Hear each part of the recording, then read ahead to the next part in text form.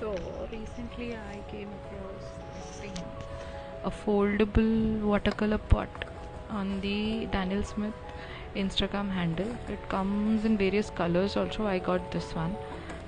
So this is basically a silicone water holder plus a mini watercolor set. So there's a lock. This is how you remove it. Comes up. You remove the palette. This is a water pot. You can extend it like this and then use it as a water pot. I liked it.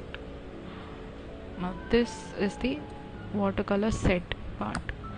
You can add your tube colors into this. It has a silicone cover which holds the colors and doesn't allow it to leak.